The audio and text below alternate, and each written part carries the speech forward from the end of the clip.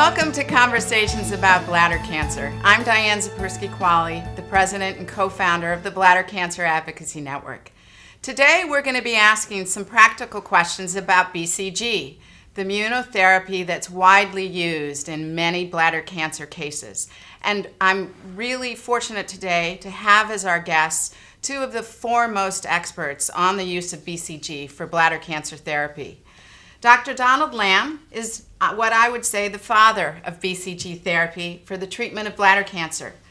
During his urology residency at UC San Diego, he developed an animal model for bladder cancer and found that BCG inhibited tumor growth.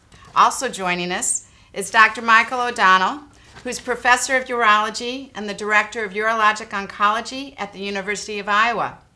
His basic and clinical research has a long history of focusing on bladder immunology and bladder cancer immunotherapy, particularly BCG. A warm welcome to you both. Thank you so much for joining me today. Thank you, Diane. Thank you. Yes. So we'll just get started. And I was at a medical conference today, and a doctor explained how does BCG work, and I will tell you from that medical explanation, I didn't have a clue. So can you tell me, and so a lay person like myself will understand, how does BCG work?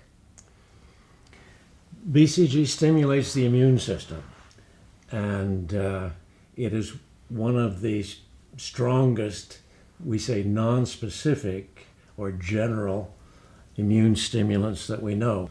And Dr. O'Donnell's research has explained that in some detail. You know, Diane, I like to bring up a very familiar analogy, which is that bladder cancer is like having weeds in your lawn. You know, you can go and pluck them out like dandelions, and they come back. You can throw chemicals on it, ChemLawn type approach, and that's what we do with intravesical chemotherapy. We put poisons in the lawn to try to eradicate and kill all the weeds or the cancer cells. And BCG is kind of like the organic solution. You know, you use the natural, in this case, the natural body's immune system to attack the cancer cells. And unlike what we often think of as the way immune system works, which is that, for instance, you get a flu vaccine and you make antibodies to prevent that particular vaccine in that year from working. It's non-specific, like Don said, meaning that you basically turn on the whole immune system. It comes rushing into the bladder to fight tuberculosis. And our bodies are programmed to fight it from, eons. We evolved with TB. Our immune system, in fact, I thought to develop in response to these pathogens. And are there cases or a grade of bladder cancer that it works better? Or where is BCG most effective? It's actually most effective in the high grade but very early stage bladder cancer. And the two earliest stages are carcinoma in situ and high grade TA. Okay. In situ means in place, so that's the lining of the bladder has turned malignant, but there isn't actually any tumor, just cancer cells lining the bladder. And that's often been referred to as like a flat tumor, right? It's Flat. a redness in the bladder. It's You don't see surface it. spreading cancer. Yeah. Okay. Right. So now that we understand a little bit about how it works, I want to get to some practical questions that people often have. And I know that the most common side effects from BCG can be burning, spasms, flu-like symptoms. Is there anything that a patient can do in advance to help alleviate or reduce the expected side effects? Okay, so first of all, you don't have to have pain to have gain. And is there anything they should do beforehand to prepare? Not really. Okay.